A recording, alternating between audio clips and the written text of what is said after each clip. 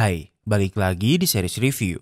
Kali ini kita akan membahas series Korea berjudul Nine Puzzles tahun 2025.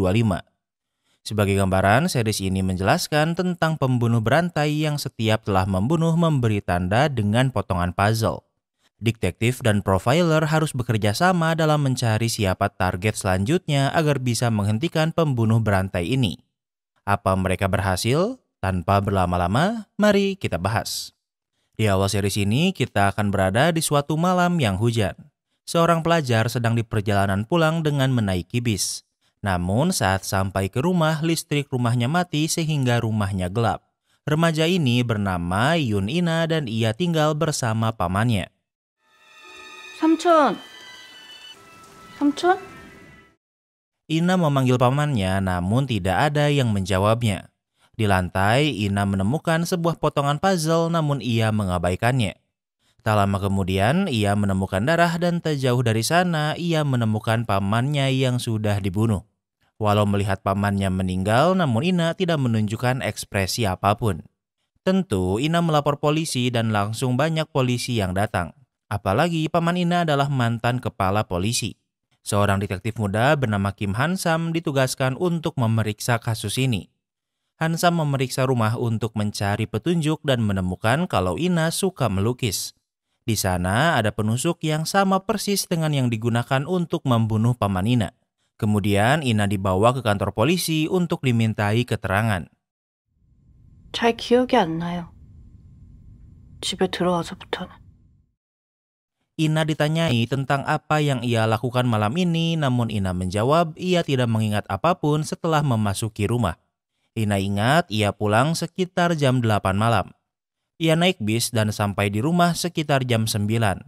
Ia memasukkan kode pintu rumah, namun setelah itu ia tidak ingat apa-apa. Waktu berlalu, Han-sam memiliki kecurigaan kalau Ina adalah pelaku pembunuhannya. Dari hasil penelitiannya, Ina membeli penusuk yang sama dengan alat pembunuhan 6 bulan yang lalu. Ada 13 menit jeda saat Ina pulang dan melapor polisi. Tidak ada tanda-tanda masuk paksa atau perlawanan, artinya korban mengenal pelaku.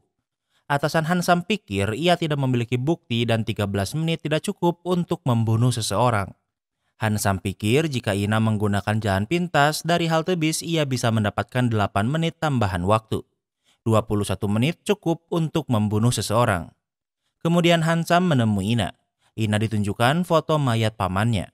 Han-sam memberitahu kalau di penusuk jarum yang digunakan membunuh hanya ditemukan sidik jari Ina. Han-sam bertanya apa Ina dan pamannya bertengkar karena warisan orang tua Ina yang sudah meninggal, namun Ina membantahnya. Han-sam bertanya apa Ina membunuh pamannya, namun Ina hanya menjawab kalau ia tidak ingat apapun. Ina tidak ingin berkata apa-apa lagi sehingga ia meminta pulang. Namun di malam hari ia kembali ke kantor polisi. Ina menunjukkan potongan puzzle yang ia temukan di lantai pada Han-sam. Puzzle ini menunjukkan gambar serigala berkulit kelinci yang menembak target seperti boneka manusia. Ina pikir pembunuh pamannya meninggalkan puzzle ini sebagai petunjuk. 10 tahun kemudian, Ina sudah dewasa dan kini menjadi seorang profiler. Orang tua Ina kaya sehingga ia bahkan menggunakan Lamborghini untuk bekerja. Ina sering menemui psikolog bernama Dr. Lee untuk membicarakan masalahnya. Hingga sekarang, Ina masih memimpikan kematian pamannya karena ia benar-benar tidak mengingat apapun setelah memasuki rumah. Ia takut kalau ia memanglah pembunuh pamannya dan hal inilah yang membuatnya sering bermimpi buruk dan susah tidur. Bahkan hingga sekarang, Ina masih menyimpan potongan puzzle yang ia temukan. Sementara itu, Han-sam masih menjadi detektif. Namun, walau sudah 10 tahun, Han-sam tidak mendapatkan promosi karena ia masih belum bisa memecahkan siapa pembunuh paman Ina. Hingga sekarang, Han-sam belum bisa melepaskan diri dari kasus ini dan terus mencari pelakunya. Di tempat lain, walau sama-sama bekerja di kepolisian, namun Ina dan Han-sam bekerja di gedung yang berbeda. Saat Ina sampai di ruangannya, tidak ada siapapun di sana. 팀장님 어디세요? 저 막 사무실 들어왔는데. Ina menelepon kaptennya dan ternyata sebelumnya kaptennya meminta Ina langsung datang ke TKP. Ini menunjukkan sifat pelupa Ina yang memang tidak dibuat-buat. Kemudian Ina pergi ke komplek apartemen di mana timnya sudah lebih dulu ada di sana. Mereka gak begitu penting jadi Mimin gak akan ngenalin mereka ya. Setelah Ina sampai, kini saatnya para profiler memeriksa kasus. Kasus kali ini adalah pembunuhan seorang anak. Hanya ditemukan sidik jari orang tua dan kakak korban dan untuk sekarang orang tuanya adalah tersangka utama namun belum ada bukti kuat. Ina memeriksa data yang sudah dikumpulkan polisi sebelumnya. Korban dibunuh dengan tusukan berkali-kali di punggungnya yang menunjukkan ini adalah pembunuhan karena kebencian. Korban juga merupakan siswa berprestasi secara akademis bahkan mengalahkan kakaknya. Kakak korban menandai semua barang miliknya yang menunjukkan korban dan kakaknya tidak terlalu dekat. Berdasarkan keterangan kakak korban, ia pulang sekolah dan saat masuk kamar ia menemukan adiknya sudah meninggal. Kakak korban menggambarkan kematian korban secara sederhana namun menjelaskan ekspresi orang tua mereka dengan sangat detail. Orang tua korban terang-terangan menunjukkan kalau ia lebih menyayangi korban daripada kakak korban. 난 형이 죽였다에 한 표. Ina pikir kalau pelaku pembunuh sebenarnya adalah kakak korban kemudian pergi. Saat berada di kantor, Kapten Ina memberitahunya kalau kakak korban berkata ia tidak mengingat apapun. Karena Ina juga pelupa sehingga ia memutuskan untuk menemui kakak korban. Ina memberitahu kalau ia bukan investigator melainkan hanya penasaran. Ina memberitahu kalau ia juga pelupa dan untuk mengingat ia biasanya mengingat apa yang ia lakukan sebelum event yang ia tidak ingat. Kakak korban mengikuti arahan Ina dan perlahan pernyataan kakak korban tidak konsisten. Ina tahu kalau kakak korban mengarang alibinya dan itulah kenapa pernyataannya tidak konsisten. Ina terus menekannya dan akhirnya kakak korban mengakui kalau ia memang yang membunuh korban. Sementara itu, di malam hari, Hansang dan dua atasannya sedang mengenang 10 tahun setelah kematian paman Ina. Pria ini bernama Kapten Yang dan merupakan atasan Hansam di divisi kejahatan kekerasan. Sementara pria ini bernama Tae Dong-su yang merupakan kepala detektif dan atasan Hansam saat memeriksa kasus paman Ina. Dong-su dulunya adalah bawahan paman Ina sehingga ia sedih atas meninggalnya paman Ina walau 10 tahun sudah berlalu. 나는 아직도 이나가 유력한 용의자라고 생각해요. Hansam masih yakin kalau Ina adalah tersangka utamanya namun belum bisa membuktikannya. Hansam bingung kenapa orang sekaya Ina memilih menjadi polisi padahal ia mewarisi sebuah rumah sakit. Setelah minum-minum, Hansam tidak langsung pulang. Hansam mengikuti jalur Ina pulang 10 tahun yang lalu. Dari CCTV bis terbukti kalau Ina menaiki bis di jam 8 malam. Setelah sampai di halte, Ina masih harus berjalan kaki ke rumahnya selama 32 menit. Ina bisa menggunakan dua jalur yang pendek atau panjang. Malam itu, Ina memilih jalan yang memutar walau lebih lama 8 menit. Hansam tidak bisa membuktikan kalau Ina menggunakan jalan pendek sehingga memberinya waktu cukup untuk membunuh pamannya. Hansam terus berjalan hingga ke depan rumah Ina dan hanya diam di sana. Tak lama kemudian, mobil polisi datang karena ada yang melapor Hansam yang mencurigakan. Polwan ini bernama Nam dan merupakan salah satu polisi yang berpatroli malam ini. Dan orang yang melapor polisi adalah pembantu Ina. Setelah itu, Nam dan partnernya melanjutkan patroli. Mereka berhenti sejenak karena untuk membeli minuman sementara Nam menunggu di mobil. Nam melihat sebuah mobil mewah yang berhenti di lampu merah.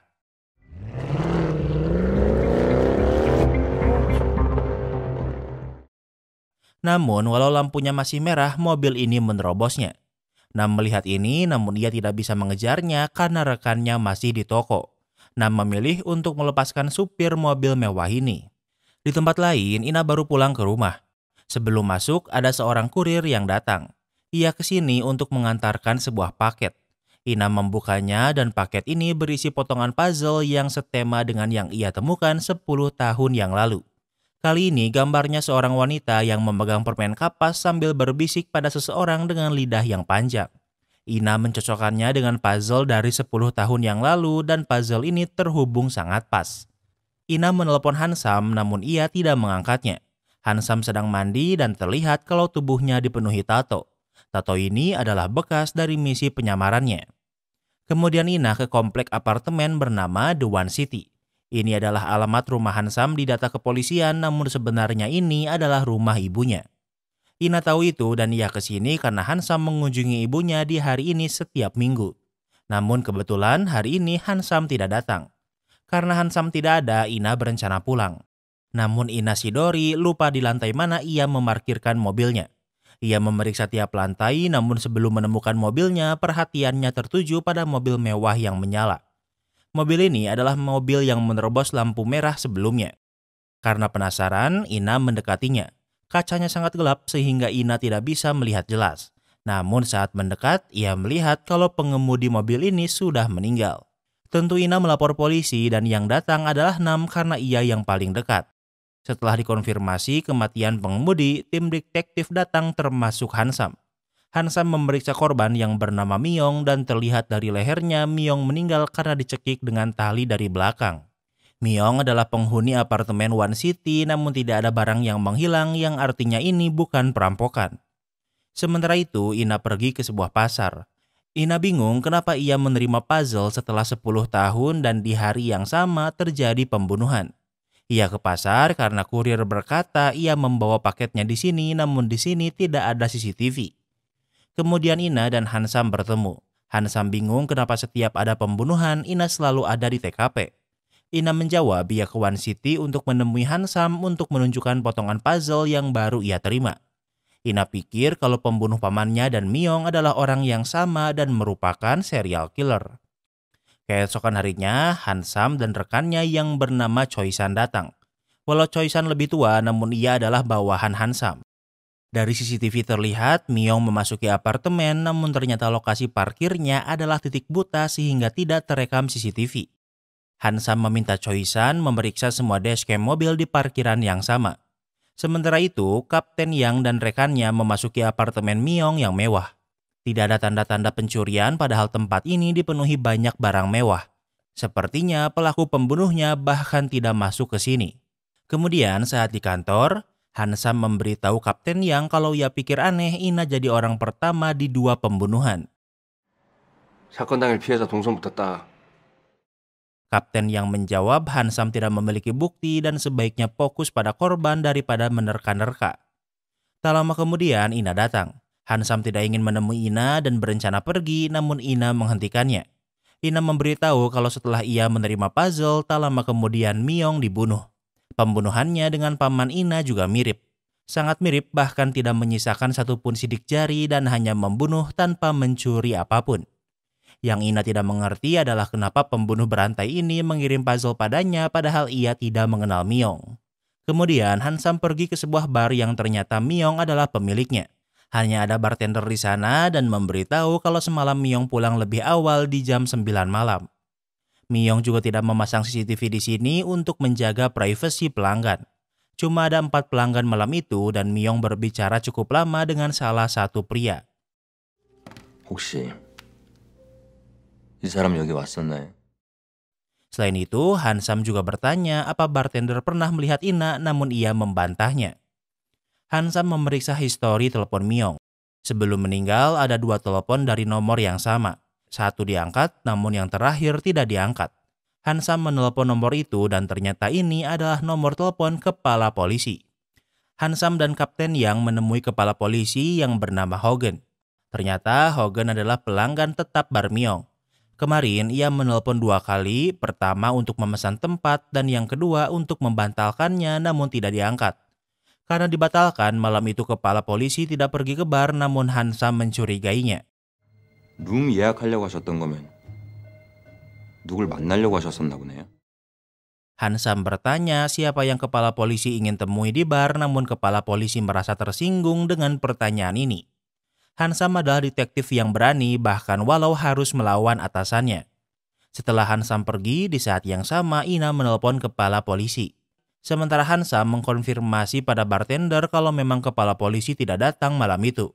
Namun ada yang meminum minuman kepala polisi karena normal bagi pelanggan bar untuk berbagi selama izin.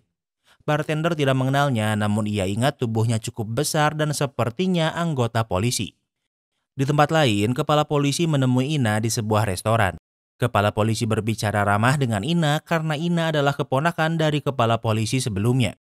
Ina bertanya apa pamannya memiliki hubungan dengan Myong. Kepala polisi menjawab ia tidak tahu. Mungkin ia mengenalnya namun kepala polisi, paman Ina dan Myong tidak pernah bertemu bersamaan. Hanya itu yang Ina ingin tahu kemudian ia pergi. Sementara itu, Hansam mewawancarai polisi yang sering ke bar Myong untuk mencari siapa orang yang pergi ke bar di malam pembunuhan. Sementara kepala polisi meminta Kapten Yang untuk memastikan penyelidikan Hansam tidak tersebar ke media. Keesokan harinya, berita pembunuhan Myong masuk berita dan belum ada tersangka resmi. Namun ada kemungkinan kalau kepolisian memiliki andil dalam kematian Myong. Ini adalah yang kepala polisi takuti dan malah terjadi. Semua orang pikir kalau yang membocorkan ini pada media adalah Hansam. Kepala polisi memarahi Kapten Yang dan timnya karena berita ini merusak citra polisi. 사건 해결 안 할 거야! Mereka diberi tugas untuk menyelesaikan masalah ini secepatnya. Di saat yang sama, bartender menelpon Hansam. Ternyata polisi yang ke bar malam itu memberi kartu namanya dan itu adalah Dongsu, mantan atasan Hansam. Kemudian Hansam dan Choi-san menemui Dongsu yang bertugas di kantor yang berbeda. Hansam memberitahu kalau orang terakhir yang melihat Myong adalah Dongsu. Dongsu menjelaskan kalau ia hanya minum-minum malam itu. Myong berkata kalau ia harus pulang lebih cepat sehingga Dongsu pulang jam 9:30. Kemudian Hansam kembali ke kantor. Kapten yang menunjukkan dompet Myong yang kehilangan kartu penghuni apartemen. Hansam bingung kenapa pembunuhnya membawa kartu penghuni padahal tidak pernah memasuki apartemen Myong. Sementara itu, Ina pulang ke rumah dan hari ini hujan. Melihat di luar hujan membuat Ina kembali mengingat malam pembunuhan pamannya. Namun kali ini ia mengingat kalau ada orang lain selain dirinya di malam itu. Keesokan harinya, Ina ke kantor Hansam karena kini Ina dimasukkan ke tim penyelidikan kasus Myong. Kapten yang menjelaskan kalau ini adalah perintah kepala polisi. Ina membawa barang-barangnya seolah ia sudah bekerja lama di sini. Hansam mengajak Ina berbicara di rooftop. 너 여기 온 목적이 뭐야? Hansam tidak suka Ina dimasukkan ke tim investigasi. Ina memberitahu kalau sekarang ia mengingat melihat pembunuh pamannya namun tidak mengenalinya. Namun setidaknya sekarang Ina tahu kalau ia bukan pembunuhnya. Namun Hansam tidak peduli dan tidak mempercayainya. Hansam menemui kepala polisi bertanya kenapa Ina dimasukkan ke tim. Kepala polisi ingin pelaku pembunuhan ditemukan secepatnya dan Ina di sini untuk membantu. Hansam tidak suka karena kepala polisi dekat dengan Ina dan mencurigai mereka. Kemudian Hansam dan yang lainnya kecuali Ina melakukan rapat. Kapten yang pikir mungkin ada yang hilang di apartemen Myong dan harus diperiksa ulang. Choi-san memberitahu saat ia memeriksa dashcam mobil ada penghuni yang berkata kalau mobilnya sering digores saat parkir di parkiran Myong dibunuh. Ini adalah salah satu lokasi yang tidak terekam CCTV, artinya pembunuhan ini sudah direncanakan. Kemudian Hansam kembali memeriksa rekaman CCTV. Sebelum ke parkiran, Myong terekam kamera namun kacanya sangat hitam. Saat kecerahannya ditingkatkan, terlihat Myong sedang dicekik dengan tali dari belakang sebelum sampai di parkiran. Hansam sadar kalau pembunuh Myong sudah di mobil Myong sebelum sampai di apartemen. Di bar Myong ada lokasi parkiran mobil tanpa CCTV dan Hansam pikir disinilah pembunuh Myong memasuki mobil Myong. Namun yang ia tidak mengerti kenapa pembunuh Myong tidak membunuhnya langsung dan malah menunggu hingga Myong sampai di apartemen. Saat kembali ke lokasi pembunuhan, Ina juga ada di sana.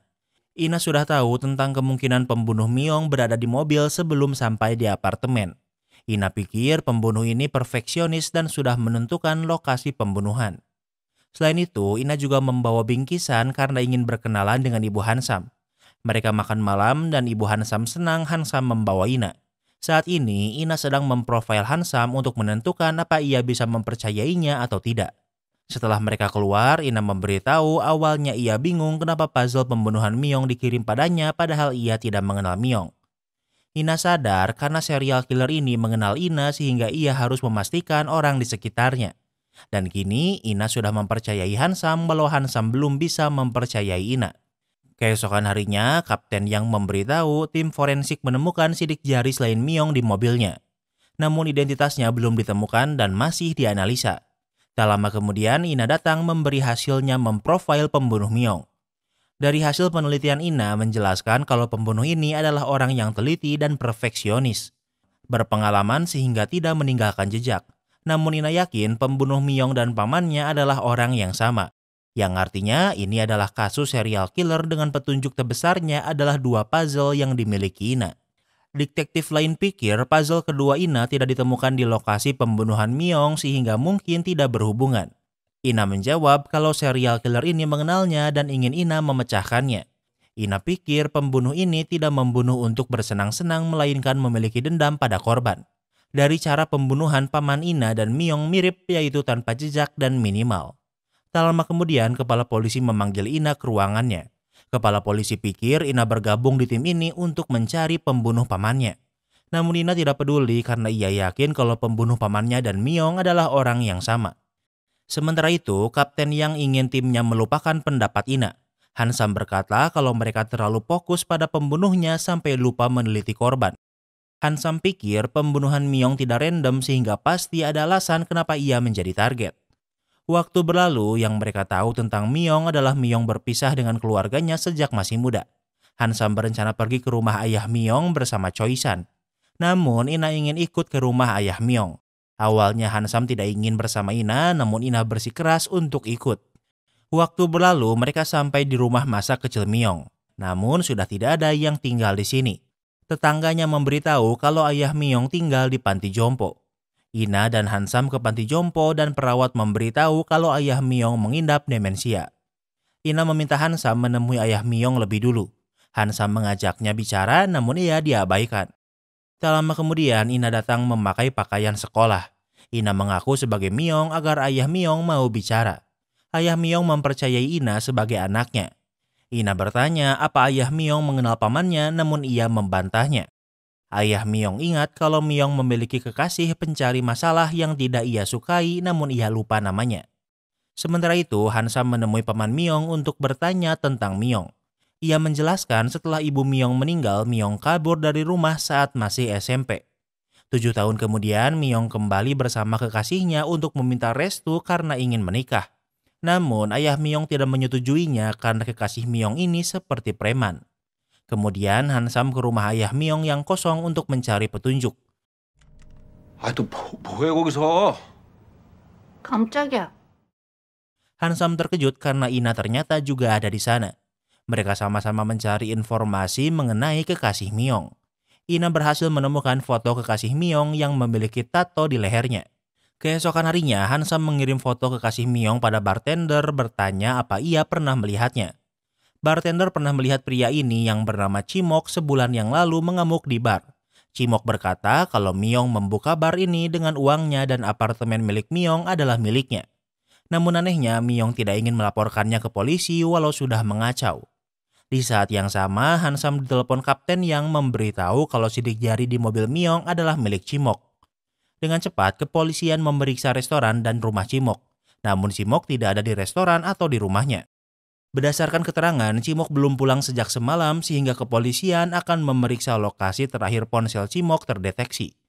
Di sebuah parkiran rest area, kapten yang berhasil menemukan mobil Chimok namun ban mobilnya sangat kotor.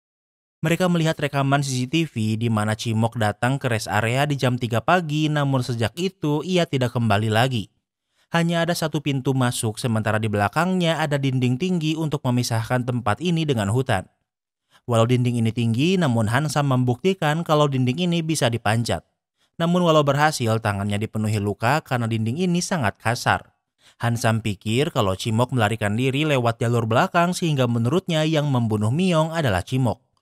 Apalagi di mobil Chimok ditemukan tali yang sepertinya digunakan untuk mencekik Myong.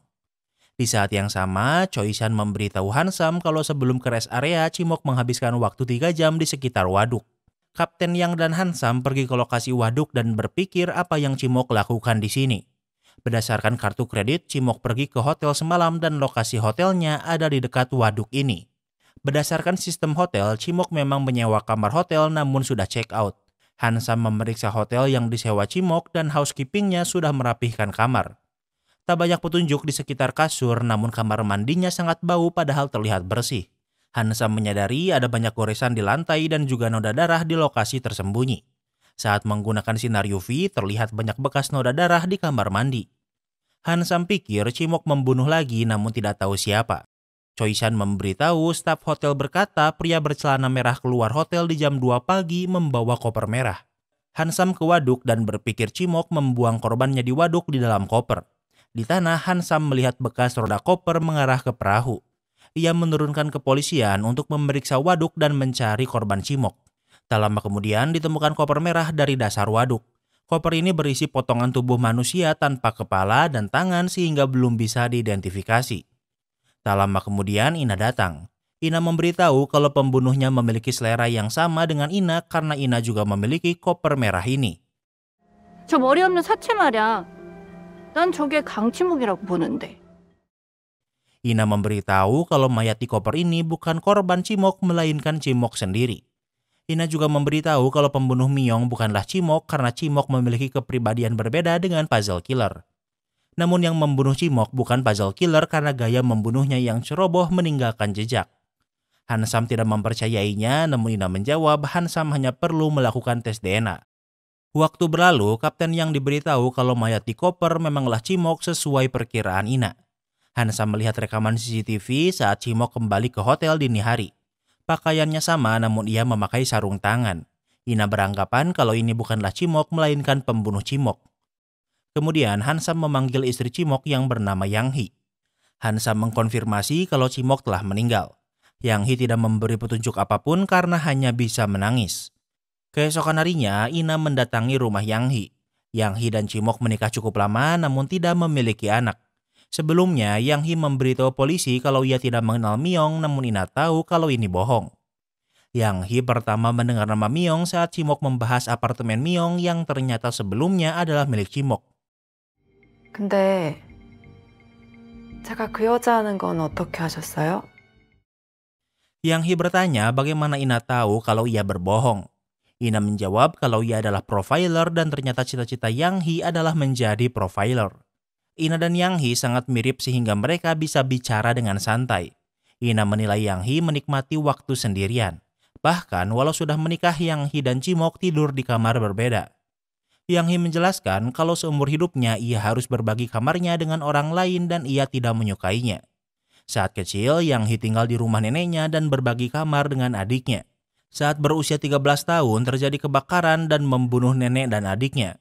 Yang Hee yang sebatang kara dipindahkan ke panti asuhan dan harus berbagi kamar lagi. Yang diinginkan Yang Hee adalah punya kamar untuk dirinya sendiri. Di malam hari, Ina ke rumah pribadi Hansam. Ia menelpon namun Hansam tidak mengangkatnya. Melihat dari nomor kunci apartemen, Hansam hanya menggunakan 4 angka. 1025. Ina mencoba beberapa kali dan akhirnya bisa membukanya. Tak lama kemudian Hansam pulang dan tentu kaget melihat Ina di sini. Hansam bertanya bagaimana Ina bisa tahu PIN rumahnya. Ina menjawab Hansam menggunakan hari kematian paman Ina sebagai passwordnya. Karena ini adalah kasus besar pertama Hansam dan ia tidak bisa memecahkannya. Mereka membahas kasus Cimok. Ina merasa Yang Hee aneh karena tidak menunjukkan ekspresi saat membicarakan Cimok atau nenek dan adiknya yang meninggal. Namun saat membahas Yang Hee tidak memiliki kamar, Ina bisa merasakan amarah. Ina juga menilai Yang Hee adalah tipikal orang yang ingin tahu segala hal. Namun ia tidak pernah menanyakan tentang kematian Cimok karena menurut Ina Yang Hee sudah mengetahuinya. Keesokan harinya Yang Hee kembali dipanggil ke kantor polisi. Tentu tidak ada bukti atau petunjuk kalau Yang Hee adalah pelaku pembunuhan Cimok. Hansam bertanya apa Yang Hee pernah berselingkuh dan ia mengiyakannya. Hansam bertanya apa ia atlet dan Yang Hee menjawab kalau ia sudah putus sebulan yang lalu. 남편이 없으면 자기가 그 자리를 차지할 수 있냐고 물어본 적이 있거든요. Yang Hee pikir mungkin ada kaitannya karena selingkuhannya ini pernah berkata apa ia bisa menggantikan Cimok jika Cimok meninggal. Kemudian Hansam menemui pria bernama Jae-wook yang merupakan pemain tenis. Jae-wook mengakui kalau ia memiliki hubungan dengan Yang Hee namun sudah putus sebulan yang lalu. Hansam menyadari ada luka di tangan Jae-wook dan memeriksanya. Jae-wook menjelaskan kalau ia selalu total saat bermain sehingga sering terluka. Yang aneh, Jae-wook berkata sebaiknya Hansam mencurigai Yang Hee. Karena justru ternyata Yang Hee yang bertanya jika Cimok meninggal apa Jae-wook mau menggantikannya. Berlawanan dengan pernyataan Yang Hee sebelumnya. Setelah Jae-wook pergi, Hansam melihat luka tangannya saat memanjat dinding di belakang rest area. Ia pikir luka Jae-wook juga karena memanjat dinding yang sama. Hansam pikir kalau Jae-wook dan Yang Hee bekerja sama membunuh Cimok. Jae-wook menelpon Cimok untuk memancingnya ke hotel dengan memberitahu perselingkuhannya dengan Yang Hee. Namun masalahnya mereka tidak memiliki bukti. Ina menjawab mereka hanya perlu mendapatkan pengakuan. Sekarang mereka saling menyalahkan dan tinggal diadu siapa yang akhirnya kalah. Kemudian Jae-hoo dan Yang Hee dipanggil. Ina tahu kalau Yang Hee tidak akan mengaku sehingga mereka hanya bergosip. Sementara Han-sam menginterogasi Jae-wook. Jae-wook tahu tentang masa lalu Yang Hee yang tinggal di panti asuhan karena rumah neneknya kebakaran dan membunuhnya. Berdasarkan berita, kemungkinan kebakaran ini disengaja dan pelakunya belum ditangkap. Ada tetangganya yang dicurigai, namun ia juga menghilang. Jae-wook tidak mau berkata apa-apa, namun Han-sam memberitahu kalau semua orang yang dekat dengan Yang Hee akhirnya meninggal. Nenek, adik, tetangga, dan sekarang suaminya. Jika Jae-wook melindungi Yang Hee, yang ada Jae-wook akan berakhir seperti Cimok. Akhirnya, Jae-wook mengaku kalau ia dan Yang Hee memang bekerja sama membunuh Cimok. Jae-wook memberitahu lokasi di mana ia mengubur kepala Cimok. Dengan begitu, kasus pembunuhan Cimok terselesaikan sementara Yang Hee dan Jae-wook ditahan. Namun, kepolisian juga menjadikan Cimok sebagai pelaku pembunuhan Myong untuk menutup kasus Myong. Namun Ina pikir kalau kasus pembunuhan Myong belum terpecahkan. Yang membunuh Cimok memang Yang Hee dan Jae-wook. Namun yang membunuh Myong bukan Cimok melainkan puzzle killer. Di malam hari, Ina bertemu dengan Dr. Lee di bar. Ina bercerita kalau Yang Hee sangat mirip dengannya sehingga ia bisa memahaminya. Yang Hee tidak membunuh Cimok agar bisa hidup dengan Jae-wook. Namun Yang Hee hanya ingin hidup sendirian dan karena itulah ia menyingkirkan Cimok. Ina yakin kalau yang membakar rumahnya dulu juga Yang Hee. Waktu berlalu, Ina pulang ke rumahnya. Saat di depan pintu, ia menyadari ada sebuah paket untuknya. Paket ini berisi potongan puzzle terbaru. Seorang pria menari dengan banyak coretan yang merupakan bagian tubuh Cimok yang dipotong Yang Hee. Awalnya, Ina pikir kematian Cimok tidak berhubungan dengan puzzle killer. Namun dengan datangnya puzzle ini merubah segalanya. Keesokan harinya, Ina kembali ke kantor lamanya. Ia membahas dengan atasannya tentang puzzle yang baru datang. Yang Ina bingung kenapa puzzle killer tidak membunuh langsung Cimok melainkan menggunakan Yang Hee. Dan Ina yakin kalau Yang Hee bukanlah puzzle killer. Kemudian Ina menemui Yang Hee di penjara. Yang Hee tidak marah melihat Ina datang. Ina menunjukkan puzzle yang ia terima dan Yang Hee mengkonfirmasi kalau garis ini sesuai dengan lokasi yang ia potong. Yang Hee menjelaskan kalau saat melakukan aksinya ia merasa ada yang mengawasinya namun tidak menemukan siapapun. Yang Hee bertanya bagaimana kepolisian tahu kalau ia membuang kopernya ke waduk. Ina menjawab dari jejak roda koper di tanah. Yang Hee memberitahu kalau ia dan Jae-wook mengangkat koper itu agar tidak memiliki jejak roda. Artinya, puzzle killer ini yang membuat jejak roda untuk menjebak Yang Hee. Sementara itu, Han-sam ke sebuah pabrik karena ada kasus kemungkinan pembunuhan. Seorang pria tua meninggal karena keracunan sekitar jam 1 dini hari. Tak lama kemudian, Ina juga bergabung padahal sudah tidak di tim pembunuhan. Ina memeriksa TKP yang merupakan ruang buruh pabrik beristirahat. Hanya ada satu pintu masuk dan direkam CCTV. Namun pembunuh berhasil meracuni korban tanpa ketahuan. Tidak ada jejak DNA sehingga profilnya mirip dengan puzzle killer. Sementara Han-sam memeriksa rekaman CCTV. Di jam 8 malam, korban dan 3 orang lainnya memasuki TKP dan tidak ada orang lain selain mereka. Tentu Han-sam menginterogasi mereka. Agar tidak terlalu banyak karakter, kita akan memanggilnya karyawan A, B, dan C. Dan saat berkumpul, mereka akan disebut trio ABC. Dari keterangan trio ABC, kita mengetahui kalau mereka kenal dekat dengan korban. Malam itu mereka minum-minum untuk menyambut korban yang baru kembali bekerja. Karyawan A pulang lebih dulu di jam 1 karena bertengkar dengan istrinya. Karyawan B tidur di TKP dan merupakan orang yang menelepon polisi. Sementara karyawan C adalah orang yang membeli soju namun tidak meminumnya. Ia ke WC sebentar dan saat kembali karyawan A sudah pulang dan karyawan B sudah tidur. Ia pikir korban juga tidur sehingga karyawan C memilih pulang. Semua keterangan trio ABC sesuai dengan rekaman CCTV dan tidak berbohong. Korban juga tinggal sendiri karena anak dan istrinya sudah meninggal. Tentu karyawan C orang yang membeli soju tapi tidak meminumnya adalah orang yang paling mencurigakan. Dari hasil pemeriksaan diketahui kalau korban meninggal akibat keracunan nikotin. Dari satu botol soju dan gelas korban juga ditemukan jejak nikotin. Namun tidak ditemukan jejak nikotin dari darah trio ABC. Tersangka utamanya adalah karyawan C namun masalahnya tidak ditemukan motif kenapa ia melakukannya. Di malam hari, Ina sudah menganggap rumah Han-sam seperti rumahnya sendiri. Mereka membahas tentang motif yang dimiliki trio ABC namun tidak ditemukan motif yang cukup kuat untuk membunuh. Selama ini kepolisian terlalu fokus pada orang di TKP. Ada kemungkinan kalau soju ini sudah ada di dalam kulkas dari hari sebelumnya. Mungkin saja target utamanya bukan korban, tapi korban datang di tempat dan waktu yang salah. Hansam mengingat pernah melihat OB yang menggunakan vape. OB itu dipanggil untuk dimintai keterangan. Selain korban dan tersangka, ada satu orang lagi yang sering keluar masuk TKP setiap hari dan itu adalah OB karena di sanalah alat bersih-bersih disimpan. OB memberitahu ia tidak menyukai korban dan kawan-kawan karena sering menggunakan tempat istirahat untuk minum-minum. Padahal awalnya ini adalah asrama untuk karyawan asing. OB ini membeli nikotin karena mengkonsumsi vape. Ia tidak memiliki motif untuk membunuh korban karena korban dikenal orang yang baik. 1년 전 이 공장에서 무슨 일이 있었는지 아십니까? Namun OB memberitahu kalau setahun yang lalu ada sebuah kecelakaan di pabrik. Di malam hari, Ina menemui Hansam. Ternyata setahun yang lalu anak korban meninggal dunia di pabrik. Ina dan Hansam ke rumah korban yang kosong. Korban tinggal sendiri, namun rumah ini terlalu rapih untuk pria berusia 50 tahunan. Hansam ingat temannya tinggal di rumah yang rapih dan ia pernah mencoba bundir beberapa kali. Dari foto terlihat kalau korban dan trio ABC adalah teman dekat. Ina sadar kalau pembunuh korban memiliki motif untuk membunuh korban. Ina meminta Hansam untuk kembali menanyai trio ABC apa korban memiliki alasan untuk membunuh mereka. Keesokan harinya, trio ABC kembali dipanggil. 피해자 최영환 씨가 세 분을 죽이고 싶어 했던 이유가 있습니까? Hansam bertanya apa korban memiliki alasan untuk membunuh mereka namun mereka hanya diam.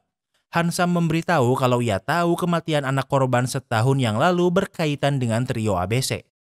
Ternyata setahun yang lalu anak korban ikut bekerja di pabrik.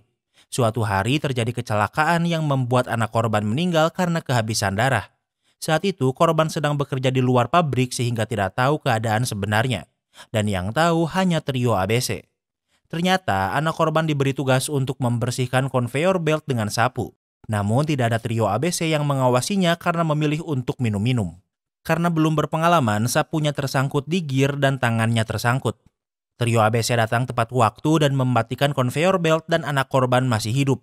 Karyawan A ingin menelpon ambulan namun karyawan C melarangnya karena bos pabrik berkata untuk melapor padanya jika ada apapun yang terjadi. Jika mereka langsung menelpon ambulan maka anak korban bisa diselamatkan. Namun mereka menelpon bos dulu membuat mereka kehabisan waktu dan anak korban meninggal karena kehabisan darah. Korban tahu kalau kematian anaknya karena kelalaian trio ABC. Korban ingin balas dendam pada trio ABC namun ia bukan seorang pembunuh. Sehingga korban memilih bundir agar trio ABC merasa bersalah dengan kematiannya. Dari flashback terlihat kalau korban memasukkan nikotin ke sebuah botol soju. Namun hanya ia yang meminumnya. Artinya kematian korban adalah bundir dan tidak ada hubungannya dengan puzzle killer. Di malam hari, Hansam pulang dan Ina sudah ada di sana dan Hansam sudah tidak terkejut lagi. Ina mengetes Hansam dengan memberinya soju seperti korban keracunan. Ini adalah analogi apakah Hansam mempercayai Ina. Hansam meminumnya yang artinya ia mempercayai Ina. Kini Ina menunjukkan puzzle ketiga setelah kematian Cimok. Ini baru pertama kalinya Hansam melihatnya. Ina pikir kalau puzzle killer ini sangat dekat dengan polisi karena informasi mengenai bagian tubuh Cimok yang dipotong tidak disebarkan ke publik. Ina yakin pembunuh pamannya, Myong dan Cimok adalah orang yang sama. Artinya mereka memiliki kesamaan dan mungkin mereka bertiga melakukan kejahatan pada puzzle killer dan karena itulah mereka dibunuh. Dilihat dari susunannya, kemungkinan akan ada 6 pembunuhan lagi untuk melengkapi puzzle ini. Keesokan harinya, Ina membawa barang-barangnya dan menjadikan rumah Hansam sebagai base camp untuk mencari siapa puzzle killer. Karena untuk sekarang, Ina hanya bisa mempercayai Hansam dan puzzle killer ini adalah orang yang dekat dengan Ina. Mereka meneliti masa lalu korban. Myong dan Cimok memiliki jejak kriminal namun paman Ina adalah polisi. Saat memeriksa log telepon Cimok, Cimok menelepon orang bernama Yun Sudo 3 kali sebelum meninggal. Kemudian Ina menemui Yun Sudo yang merupakan seorang pengusaha konstruksi sukses. 강치목 씨 아시죠? Ina bertanya apa ia mengenal Cimok namun ia membantahnya. Dari caranya menelpon terlihat kalau Yun Sudo adalah orang yang pemarah dan kasar. Ina juga bertanya apa Yun Sudo mengenal Myong atau pamannya namun ia masih membantahnya. Ina memberitahu kalau pamannya, Myong dan Cimok dibunuh oleh orang yang sama. Jika Yun Sudo ternyata berhubungan dengan mereka, mungkin ia juga akan jadi target puzzle killer selanjutnya, namun Yun Sudo tidak mempercayainya. Sementara itu, Han Sam menemui istri Chimok Yang Hee. Senyum Yang Hee menghilang saat tahu yang datang bukan Ina tapi Han Sam. Han Sam bertanya apa Chimok pernah berkata nama Yun Sudo. Yang Hee mengingat Chimok pernah menawarkannya meresmikan pernikahannya, namun Yun Sudo menolaknya. Yang Hee juga pernah menemuinya sekali dan impresi pertamanya adalah Yun Sudo orang yang kasar dan arogan. Namun walau begitu, Chimok pernah berkata kalau Chimok dan Yun Sudo pernah mengalami masa sukses bersama.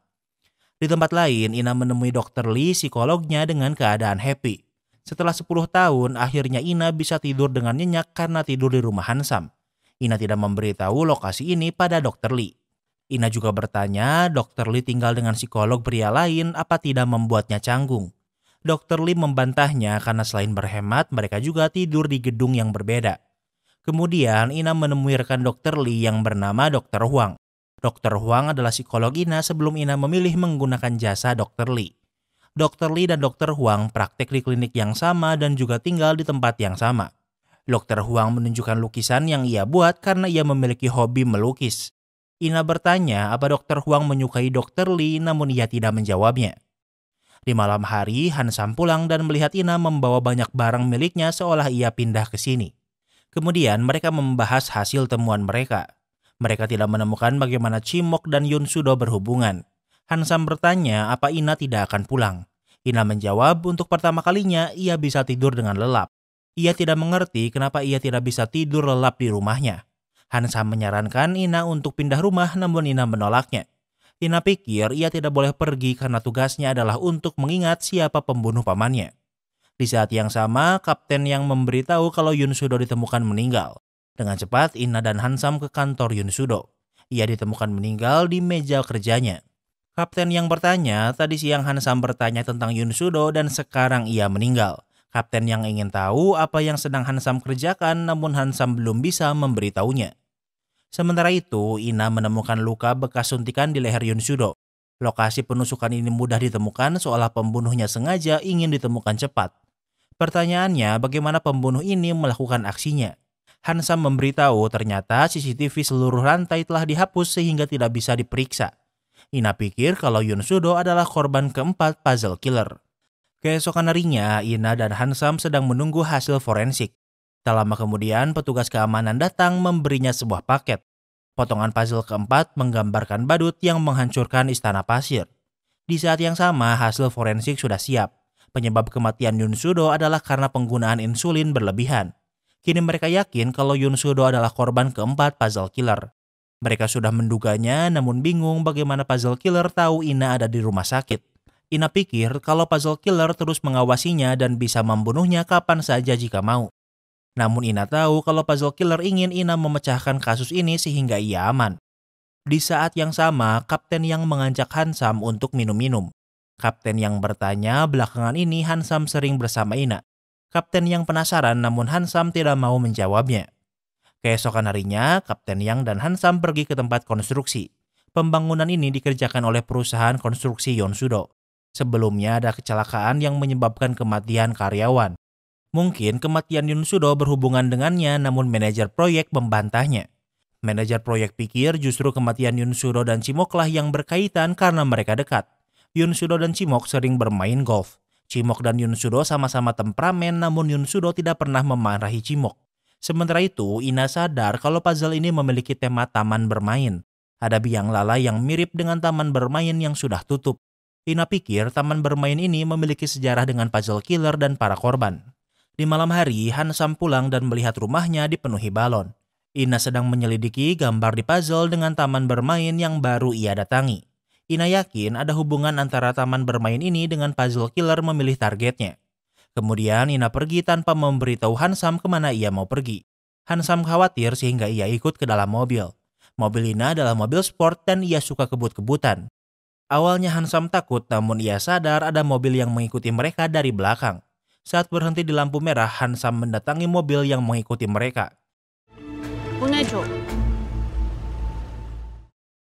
Ina meminta Han Sam melepaskannya karena ternyata Ina menyewa jasanya untuk mencari apa ada orang yang mengikutinya. Keesokan harinya, Hansam kembali ke kantor Yoon Sudo. Ia menunjukkan foto di meja Yoon Sudo pada resepsionis apa ia melihat ada yang aneh namun ia tidak menyadarinya.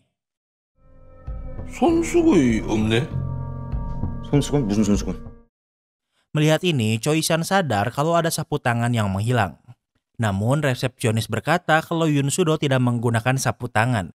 Namun Choi San yakin kalau ia melihat sapu tangan karena ia adalah salah satu yang pertama sampai di sini. Kemudian Hansam memeriksa barang bukti dari tempat Yoon Sudo namun tidak menemukan sarung tangan. Saat melihat rekaman pemeriksaan forensik, sapu tangan itu juga sudah menghilang. Hansam pikir kalau puzzle killer ini adalah salah satu dari polisi karena hanya polisi yang memiliki akses untuk melakukan ini. Di malam hari, Ina memanggil Hansam untuk datang ke apartemen Myong. Ina terus memikirkan apa hubungan antara para korban puzzle killer. Ina menemukan kalau unit ini awalnya adalah milik Yoon Sudo, kemudian Chimok, dan yang terakhir adalah Myong. Chimok dan Myong pernah bertunangan, jadi wajar Chimok memberikan apartemen ini pada Myong. Namun kenapa Yoon Sudo memberikan apartemen ini pada Chimok? Mungkin kesamaan korban adalah apartemen ini, namun Paman Ina tidak ada hubungannya dengan unit ini. Hansam pikir apartemen ini berada di jurisdiksi kepolisian Hanggang dan Paman Ina adalah kepala polisi saat apartemen dibangun. Mungkin Paman Ina mengubur kasus yang berhubungan dengan apartemen ini. Ina pikir jika itu memang terjadi, pastinya pamannya akan mendapatkan imbalan, namun apa yang ia dapatkan? Ina pikir dosa korban memiliki petunjuk di gambar puzzle ini. Keesokan harinya, Hansam menemui Dongsu yang dulunya adalah bawahan Paman Ina. Hansam bertanya orang seperti apa Paman Ina. Dongsu menggambarkan Paman Ina sebagai polisi yang hebat dan berprestasi.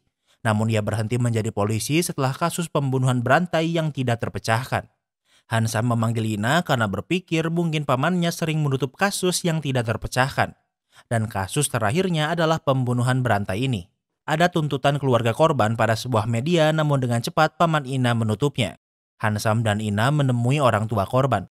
Yang membuatnya sangat marah ada media yang membuat berita bohong kalau anaknya adalah wanita penghibur. Namun kini ia sudah puas karena jurnalis yang membuat berita bohong ini sudah mati bundir. Kemudian Hansam dan Ina menemui teman Hansam yang di jurisdiksi jurnalis ini untuk meminta berkas kematiannya. Jurnalis ini bernama Gang Hyun dan ia ditemukan dengan plastik di kepalanya. Namun yang aneh ada potongan puzzle di meja. Gang Hyun meninggal 8 bulan sebelum Paman Ina meninggal. Artinya Paman Ina bukanlah korban pertama puzzle killer melainkan korban kedua. Sebenarnya selama ini Ina pikir aneh jika pamannya korban pertama puzzle killer karena pembunuhannya sangat bersih seolah berpengalaman. Dan ternyata korban pertamanya adalah Gang Hyun. Kemudian Hansam kembali menemui temannya yang memeriksa kasus Gang Hyun. Awalnya ia curiga karena ini adalah pembunuhan karena bundirnya tidak wajar. Namun kepala polisi menutup kasus ini cepat sehingga ia tidak melawan. Namun ternyata awalnya kasus ini diperiksa Kapten Yang saat masih junior sebelum dipindahkan. Sementara Ina berhasil menemukan puzzle pertama yang diberikan pada Gang Hyun dari barang bukti. Puzzle ini bergambar pria dengan mata yang dijahit memegang kamera. Sangat sesuai dengan Gang Hyun yang sering membuat berita palsu. Di tempat lain, Hansam mengajak Kapten Yang bertemu.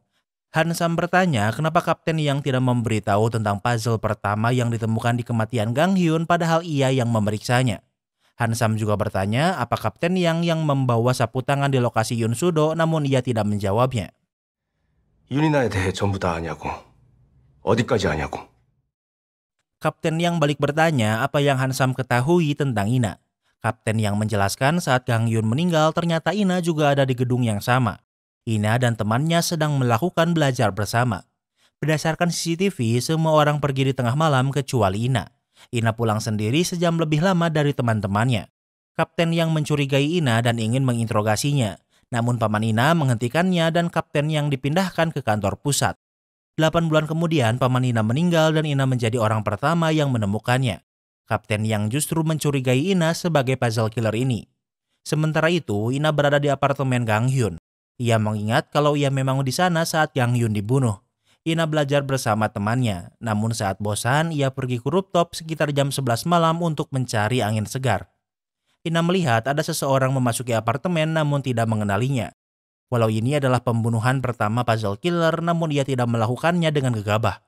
Pembunuhannya hampir sempurna namun sayangnya puzzle yang ia taruh kurang menarik perhatian sehingga diabaikan. Apalagi dibuat seolah bundir sehingga tidak dilakukan investigasi kemungkinan pembunuhan. Kemudian Hansam bertanya apa yang Ina lakukan di gedung yang sama dengan Gang Hyun. Ina menjawab ia menghabiskan waktu di rooftop hingga waktunya pulang. Saat ini kepercayaan Hansam pada Ina memudar. 잘 생각해봐. 네가 누굴 믿어야 될지. Namun Ina meminta Hansam untuk menentukan siapa yang akan ia percayai. Keesokan harinya Ina pergi ke Jeju untuk menemui pria bernama Chojin. Ina menemukan nama Chojin dari log telepon terakhir Gang Hyun dan mengingatnya karena sering mengirim hadiah. Chojin berteman baik dengan paman Ina. 이강현이라고. Ina menyebut nama Gang Hyun, kemudian Chojin menjadi defensif. Di malam hari, Hansam tidak diberitahu kalau Ina pergi ke Jeju. Hansam menelpon Ina, namun yang mengangkatnya adalah kepolisian Jeju. Saat ini, Ina sedang ditahan karena menjadi tersangka pembunuhan. Ternyata, beberapa jam sebelumnya, penjaga dermaga berpatroli memeriksa perahu.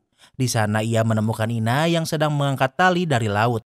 Dan ujung tali ini adalah mayat Chojin yang meninggal karena tenggelam. Itulah kenapa Ina menjadi tersangka pembunuhan. Di kantor polisi, Ina diinterogasi namun ia tidak mau berkata apa-apa. Tak lama kemudian, Hansam dan Choi-san datang ke Jeju. 이래서 무슨 일이 있어도 날 믿어달라고 한 거야? Hansam bertanya apa yang Ina rencanakan, namun Ina masih tidak mau berkata apa-apa. Bukti yang memojokkan Ina adalah ditemukan sidik jari Ina di perahu dan Ina juga ditemukan memegang tali Chojin. Namun entah kenapa Ina tidak mau membela diri dan memilih diam. Selain Hansam dan Choi-san, kepala polisi dan kapten yang juga datang untuk meminta kepala polisi Jeju untuk tidak mempublish ke publik masalah ini.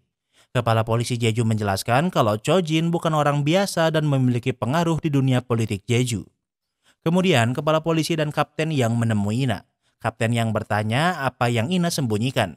Ina menjawab kalau ia pikir justru kapten yang menyembunyikan sesuatu.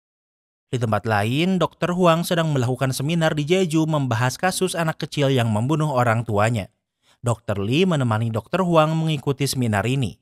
Setelah seminar selesai, Hansam menelpon Dr. Lee dan karena kebetulan sedang di Jeju, Dr. Lee dan Dr. Huang ingin mereka menemui Ina. Namun Ina hanya ingin berbicara dengan Dr. Lee sehingga meminta Dr. Huang untuk pergi. Namun Ina masih tidak mau berkata apa-apa. Namun saat keluar, Dr. Lee memberi Hansam puzzle terbaru titipan Ina. Gambar kali ini adalah pria gendut yang sedang lomba makan burger. Hansam bertanya kapan Ina mendapatkan puzzle ini. Namun Ina malah memberi kartu nomor taksi untuk mengecek alibi Ina. Dengan menghubungi perusahaan taksi, Hansam berhasil mengeluarkan Ina. Karena Ina sedang di perjalanan saat estimasi waktu pembunuhan terjadi. Ina menjelaskan ia mendapatkan puzzle ke-6 ini saat berada di taksi dan berhenti di lampu merah. Artinya puzzle killer ini tahu mobil yang Ina gunakan.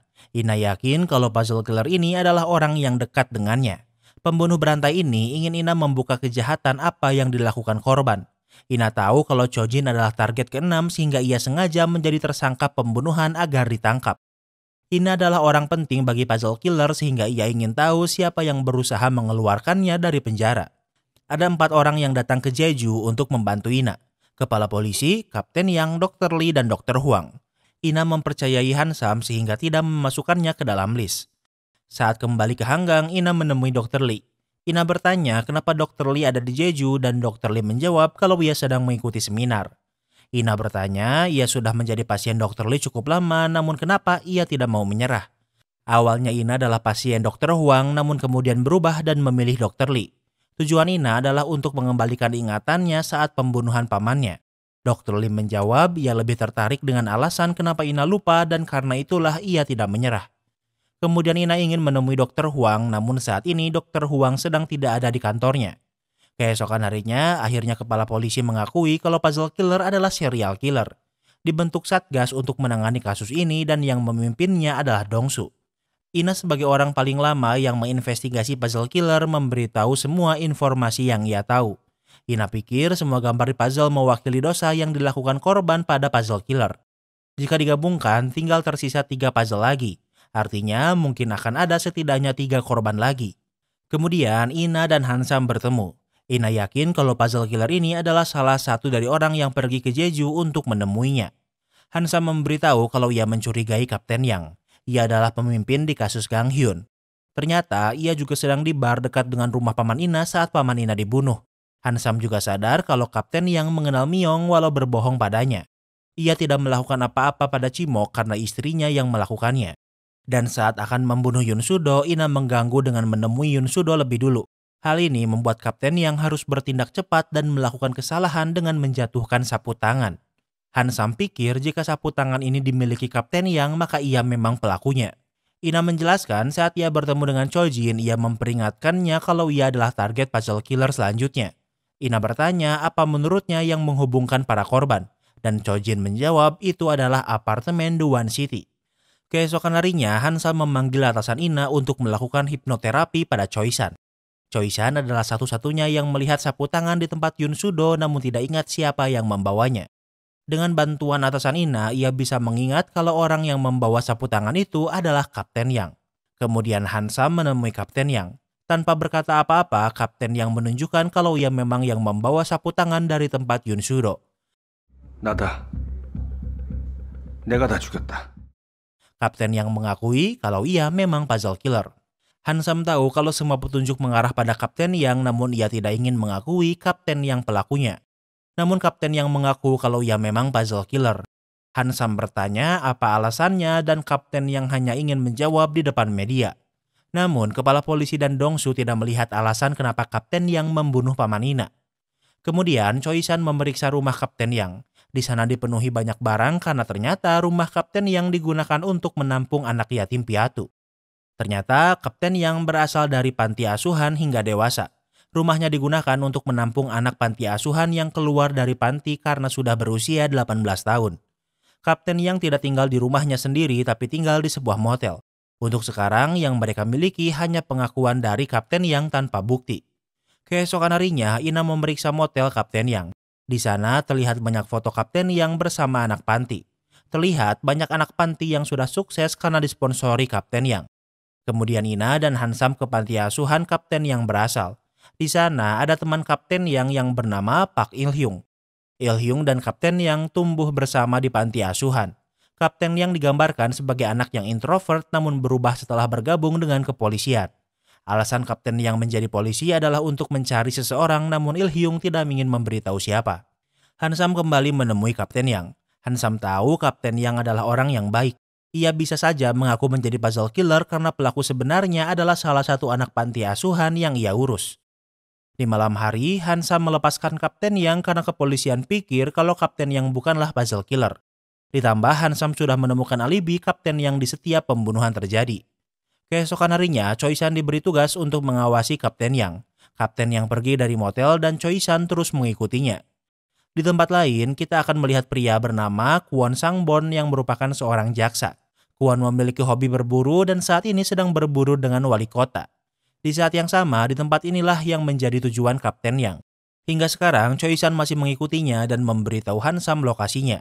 Choi-san terus mengikuti namun ia kehilangan Kapten Yang di antara rumput ilalang.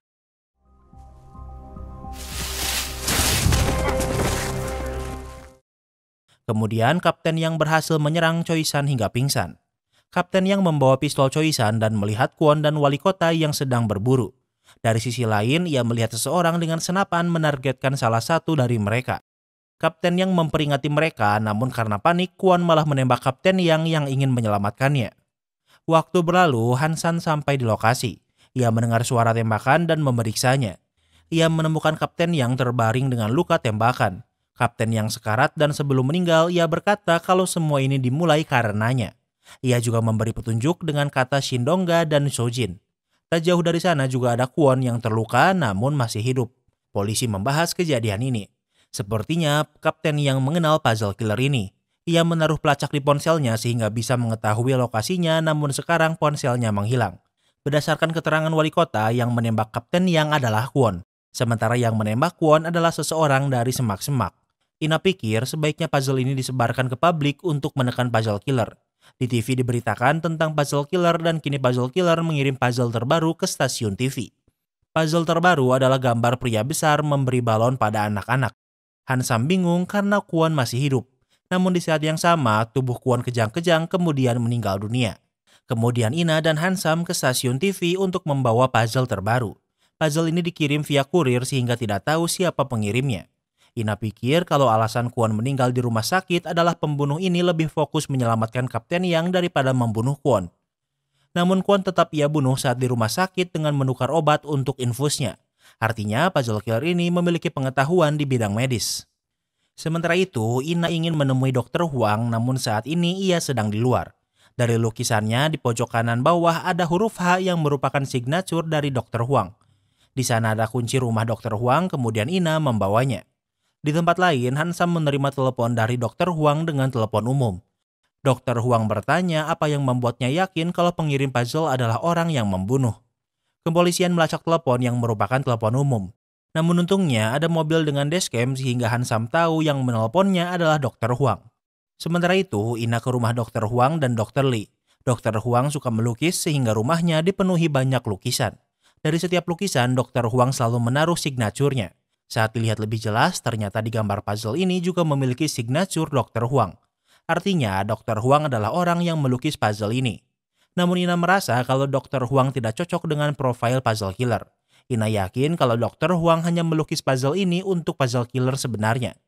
Ina mengingat kalau yang tahu semua tentangnya adalah Dr. Huang dan Dr. Lee. Kemudian Ina pergi ke bagian rumah Dr. Lee yang pintunya sengaja dibuka. Di sana ia melihat sangat banyak barang seolah Dr. Lee adalah seorang hoarder. Di sana ia menemukan paket yang sepertinya disiapkan untuk Ina. Isi paket ini adalah potongan puzzle ke-8 menggambarkan seorang raja yang duduk di atas singgasana. Di tempat lain, Dr. Huang dipanggil untuk dimintai keterangan. Dr. Huang menjelaskan kalau 10 tahun yang lalu Dr. Lee memintanya membuat gambar untuknya. Gambar ini adalah yang selanjutnya dijadikan puzzle. Tak lama kemudian Ina datang menunjukkan puzzle terbaru dan bertanya apa maksudnya. Dr. Huang tidak tahu karena ia hanya menggambarnya. Kini Dr. Lee menjadi tersangka utama namun ia tidak bisa ditemukan baik di rumah atau di klinik. Keesokan harinya, Dong-su diberitahu kalau ada anggota dewan yang menghilang. Ina memberitahu kalau saat membayangkan rumah puzzle killer, ia pikir rumahnya akan sangat minimalis. Namun rumah Dr. Lee sangat berantakan, artinya Dr. Lee sangat hebat dalam menyembunyikan jati dirinya. Untuk mencari tahu siapa sebenarnya Dr. Lee, Ina dan Hansam menanyai Dr. Huang. Saat masih kuliah, Dr. Lee pernah didatangi polisi kemudian mengambil cuti setahun dari kuliah entah kenapa. Dr. Lee juga tidak memiliki teman dan orang terdekatnya adalah Ina. Dr. Huang memberitahu Sersam Nam yang merupakan pasiennya. Nam menggunakan jasa Dr. Huang karena tidak nyaman berbicara dengan Dr. Lee karena mereka sekolah di SMP yang sama. Kemudian Ina menemui Nam yang merupakan orang yang melihat Myung menerobos lampu merah. Nam menjelaskan kalau mereka sekelas saat SMP namun tidak dekat karena Dr. Lee anak yang pendiam. Suatu hari ada study tour dan yang tidak ikut hanya Nam dan Dr. Lee. Itu pertama kalinya Nam dan Dr. Lee bicara. Dr. Lee memberitahu ia tidak ingin ke taman bermain karena di sana ibunya meninggalkannya sehingga Dr. Lee tinggal di panti asuhan. Ina pikir di panti asuhan inilah Dr. Lee dan Kapten Yang bertemu. Dan polisi yang menemui Dr. Lee sebelum cuti adalah Kapten Yang. Ina pergi ke detektif swasta yang fokus pada anak hilang. Ditemukan kalau Dr. Lee menghilang di taman bermain saat berusia 7 tahun namun namanya berbeda. Alamat rumahnya adalah Shindongga seperti perkataan terakhir Kapten Yang. Sementara Hansam menemui teman Kapten Yang Il Hyung di panti asuhan. Hansam bertanya apa orang yang Kapten Yang cari adalah Dr. Lee. Il Hyung tidak tahu karena yang ia tahu Kapten Yang mencari anak dari pemilik kedai tempatnya bekerja dan kedai ini bernama Sojin. Flashback ke 20 tahun yang lalu sebelum One City dibangun, dulunya ini adalah kawasan pasar. Kapten Yang bekerja di salah satu kedai di sini. Sementara Cimok bekerja sebagai orang yang mengurus perpindahan warga. Masalahnya ada orang yang tidak mau menjual tanahnya seperti orang tua Dr. Lee. Sementara Myung bertugas untuk membujuk warga agar mau menjual tanahnya. Ibu Dr. Lee tidak mau menjual tanahnya padahal dijual dengan harga mahal. Namun ibu Dr. Lee tidak mau menjual bukan karena uang, melainkan ia takut suatu saat nanti Dr. Lee kembali dan tidak bisa menemukannya. Ibu Dr. Lee menyarankan Kapten Yang untuk berganti pekerjaan karena di sini sudah tidak aman. Namun Kapten Yang tidak ingin meninggalkan ibu Dr. Lee. Sementara itu, Yun Sudo adalah kontraktor yang akan membangun One City. Ia menekan Cimok karena pembangunan belum bisa dibangun jika semua orang belum mau menjual rumahnya. Di malam hari, Cimok sudah muak sehingga ia menurunkan timnya untuk membakar pasar. Terjadi kerusuhan besar karena ada perlawanan dari warga. Namun walau begitu, api sudah membesar. Cimok menyerang Kapten Yang dan memukulinya. Sementara ibu Dr. Lee diseret keluar namun ia tidak mau pindah dari rumah. Polisi sudah disuap untuk tidak melakukan apapun padahal ada di lokasi. Api membesar dan kapten yang melihat ibu Dr. Lee tertimpa plafon yang jatuh dan membakarnya hidup-hidup. Dengan begitu, pembangunan One City bisa dimulai. Yoon Soo-do adalah pemilik perusahaan konstruksi sementara Cho Jin akan menjadi manajer proyek. Cho Jin mengenal Paman Ina dan menyuruhnya untuk mengubur kasus ini. Paman Ina mengenal wali kota Seoul saat itu dan juga memintanya untuk menutup mulut dan juga jaksa. Sementara Ga-hyun membuat berita palsu seolah kerusuhan ini terjadi akibat perlawanan warga. Paman Ina, Myung, Chimok, Yoon Soo-do, Ga-hyun, Cho Jin, dan Kwon sudah dibunuh puzzle killer. Tinggal wali kota yang sekarang adalah anggota dewan yang menghilang dan belum dibunuh. Kembali ke masa sekarang, Ina pulang ke rumahnya dan di sana sudah ada Dr. Lee yang menunggunya. Dr. Lee memberitahu saat ia kecil ia dibuang ibunya di taman bermain. Namun kenyataannya ia tersesat dan tidak tahu jalan pulang. Saat ia kuliah, kapten yang menemukan Dr. Lee dan memberitahu kenyataan pahit yang terjadi pada ibunya. Ternyata ibunya tidak membuangnya dan juga menderita karena menunggu Dr. Lee kembali. Ina mengingat kalau Dr. Lee lah yang ia lihat saat pembunuhan pamannya. Saat ini Dr. Lee menyembunyikan anggota dewan dan belum dibunuh. Ia mengajak Ina ke suatu tempat. Di perjalanan, Dr. Lee menjelaskan ia membunuh Gang-hyun dan Paman Ina kemudian berhenti selama 10 tahun. Ia pikir kenapa membunuh jika tidak ada yang tertarik. Namun saat bertemu Ina, Dr. Lee sadar ada yang peduli. Tempat tujuan mereka adalah One City. Dr. Lee menambahkan ia membunuh korbannya karena tidak ada satupun dari mereka yang meminta maaf. Dr. Lee meminta Ina ke salah satu unit karena puzzle terakhir ada di sana. Ina pikir anggota dewan ada di sini, namun yang ia temukan hanya pakaiannya dan puzzle yang penuh coretan hitam. Di luar ia melihat seseorang yang jatuh dan saat sampai ke tanah jatuh tepat di depan Hansam. Yang jatuh adalah korban ke-8 Dr. Lee, yaitu anggota dewan. Ina ke rooftop, namun Dr. Lee sudah tidak ada di sana. Hansam juga ke rooftop untuk memeriksa Ina. Ina menunjukkan potongan puzzle terakhir yang hanya coretan hitam. Saat di perjalanan, Ina memberitahu kalau pamannya menerima 3 unit apartemen di One City sebagai bayaran menutup kasus kerusuhan. Namun namanya ditulis atas nama keponakannya. Kemudian unit itu dijual dan dibeli rumah mewah yang sekarang Ina tinggali. Sudah ada 8 korban dan artinya tinggal ada 1 korban lagi. Namun anggota dewan adalah puncak di puzzle ini sehingga Ina pikir ini adalah puncaknya. Tema puzzle ini adalah taman bermain yang sepertinya adalah taman bermain Dr. Lee berpisah dengan ibunya. Di saat yang sama, Choi-san menelpon Hansam memberitahu kalau Dr. Lee ke rumah duka Kapten Yang. Hansam pergi ke sana. Dari rekaman CCTV terlihat kalau Dr. Lee hanya berdiri di luar saat hujan selama 30 menit namun sudah pergi. Di tempat lain, Ina pergi ke taman bermain. Di komedi putar, Ina bisa menemukan Dr. Lee. Dr. Lee memiliki ingatan indah dan buruk di tempat ini. Dr. Lee sudah menyelesaikan tugasnya dan tidak memiliki alasan lagi untuk hidup. Di saat yang sama, Hansam juga datang menodongkan pistol. Namun Dr. Lee pikir untuk apa capek-capek hidup jika menderita. Ia memilih membakar komedi putar dan bundir sementara Ina dan Hansam hanya bisa melihatnya. Dr. Lee adalah puzzle killer namun sekarang ia sudah meninggal. Dengan begitu, kasus puzzle killer pun terselesaikan. Waktu berlalu, Ina tidak mau keluar rumah sehingga Hansam sering mengunjunginya namun Ina masih tak mau keluar. Setelah beberapa hari, Ina memberi surat pengunduran diri sebagai profiler. Atasannya pikir Ina berbakat menjadi profiler sehingga akan menunda surat pengunduran diri Ina. Ina diundang menjadi narasumber membahas kasus puzzle killer. Ina ditanya kenapa ia menjadi profiler. Ina menjawab karena ia ingin membuat profil dirinya sendiri. Selama ini Ina takut kalau yang membunuh pamannya adalah dirinya karena ia tidak mengingat apa-apa. Waktu berlalu, Hansam dan Choi-san mendatangi sebuah TKP karena ada pembunuhan. Ada kemungkinan ini adalah serial killer sehingga profiler juga diturunkan. Ina muncul dan entah apa ia masih profiler atau tidak. Yang aneh adalah Ina menunjukkan sebuah puzzle dan dengan begitu series ini pun berakhir. Kini kita masuk ke sesi rating. Pertama adalah tema. Tema series ini adalah crime mystery dari sudut pandang detektif dan profiler. Menurut Mimin, durasinya terlalu panjang dan korbannya terlalu banyak jadi lumayan rumit. Bahkan 5 korban terakhir kematiannya sangat cepat, tidak seperti kematian Myung dan Chimok yang dibahas sangat detail. Untuk tema, Mimin kasih rating 8/10. Yang kedua adalah pace. Karena series ini memiliki banyak kasus, jadi pace-nya lambat. Dia pada kasus baru mulai lagi dari nol jadi pace-nya lambat. Tapi maju ke 5 korban terakhir, pace-nya malah cepet banget, tiba-tiba udah pada mati aja. Ini antara cerita panjang dibikin pendek atau malah sebaliknya. Jadi untuk pace, Mimin kasih rating 7/10. Yang ketiga adalah plot twist. Jujur, waktu 4 korban pertama Mimin gak nyangka kalau pembunuhnya Dr. Lee. Waktu Dr. Lee ada di Jeju udah mulai curiga nih. Sama waktu Kwon meninggal di rumah sakit udah mulai yakin kalau pelakunya Dr. Lee karena punya pengetahuan medis. Karena terlalu luas jadi kita nggak bisa nebak-nebak siapa pelaku sebenarnya. Jadi untuk plot twist Mimin kasih rating 8/10. Yang keempat adalah ending.